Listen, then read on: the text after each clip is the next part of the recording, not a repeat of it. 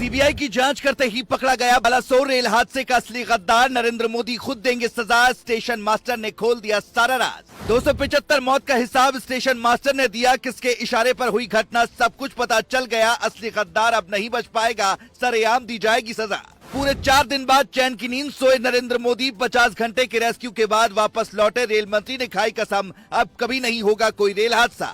Balasore train हादसे में अब तक 275 लोगों की मौत हो चुकी है, लेकिन अब हादसे वाले दिन बहानगा बाजार स्टेशन पर तैनात स्टेशन मास्टर एसबी मोहंती पर शक की सुई घूम रही है, क्योंकि जिस तरह से हादसा हुआ वो वाकई में रोंगटे खड़े कर देने वाला है। 3 ट्रेनों का एक साथ आपस में टकराना कोई मामूली बात नहीं है।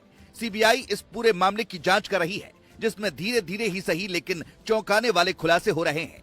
सूत्रों का दावा है कि सीबीआई की टीम अपने खुफिया तंत्र के साथ हादसे वाली जगह पर पहुंची और कई सारे सबूत इकट्ठा किए। सूत्रों का दावा है कि शुरुआती जांच में इस बात का पता चला है कि सिग्नल में खराबी आई थी। सिग्नल में खराबी आनी कोई बड़ी बात नहीं है, लेकिन हैरान करने वाली बात तो ये है कि जब भी सिग्नल में खराबी होती है तो सिग्नल अपने आप लाल हो जाता है, ना कि हरा। यही वजह है कि इसमें साजिश की आशंका जताई जा रही है, क्योंकि अगर सिग्नल खराब होता तो गाड़ी आगे बढ़ती ही नहीं। यानी कहीं न कहीं सिग्नल के साथ छेड़छाड़ की गई।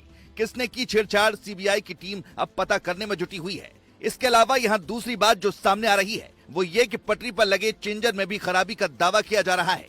खबरों के मुताबिक कोरोमंडल एक्सप्रेस को दूसरी लाइन पर भेजा गया था, लेकिन जिस लाइन पर उसे भेजा गया था उस पर वो नहीं गई थी और सामने खड़ी मालगाड़ी से वो टकरा गई थी। यही वजह है कि इसमें रेलवे के किसी कर्मचारी की मिली भगत होने की आशंका जताई जा रही है। हालांकि सच क्या है ये जांच के बाद ही पता चल पाएगा, लेकिन राहत की बात यह है कि कोरोमंडल एक्सप्रेस के लोको पायलट और असिस्टेंट लोको पायलट जिंदा हैं। यानी सीबीआई इनसे अच्छे से पूछताछ कर इस भीषण हादसे का हर एक राज का पर्दाफाश कर सकती है। लेकिन मीडिया रिपोर्ट की माने तो शुरुआती जांच में रेलवे के कर्मचारी पर ही साजिश में शामिल होने का आरोप लग रहा है। पर अब इसी पर जब विपक्ष ने राजनीति करनी शुरू कर दी तो बीजेपी ने भी विपक्ष पर जोरदार हमले बोलने शुरू कर दिए। असल में शुरुआत में विपक्ष ने ये मांग की थी कि इस हादसे की जांच सीबीआई से होनी चाहिए, जिसके बाद रेल मंत्रालय ने सीबीआई जांच की मांग की थी और तुरंत सीबीआई जांच शुरू हो गई। जिसके बाद पश्चिम बंगाल के भाजपा नेता शुभेंदु अधिकारी ने हादसे को लेकर ममता बनर्जी पर निशाना साधा है। उन्होंने कहा कि हादसा टीएमसी की साजिश है। सीबीआई जांच से ममता बनर्जी डर क्यों रही है? हादसा दूसरे राज्य में हुआ है तो ममता बनर्जी जांच से घबरा क्यों रही है? शुभेंदु अधिकारी ने आरोप लगाते हुए साफ शब्दों में कह दिया कि टीएमसी ने पुलिस की मदद से 2 रेलवे अधिकारियों के फोन टैप कर लिए। उन्होंने ममता सरकार से पूछा कि रेलवे अधिकारियों की बातचीत की जानकारी उन्हें कैसे मिली। यानी सीधे तौर पर शुभेंदु ने इस हादसे में ममता बनर्जी के शामिल होने की बात कह डाली। असल में हादसे वाली जगह पर तुरंत ममता बनर्जी भी पहुंची थी, जहां पर वो रेल मंत्री से ही उलझ गई थी।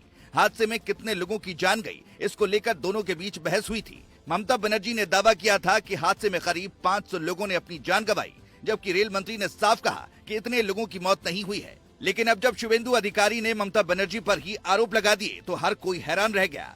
अब देखना होगा कि सीबीआई जांच में हादसे के जिम्मेदार को कितनी बड़ी सजा दी जाती है। वैसे हादसे के जिम्मेदार को कैसी सजा मिलनी चाहिए, कमेंट में अपनी राय जरूर बताएं।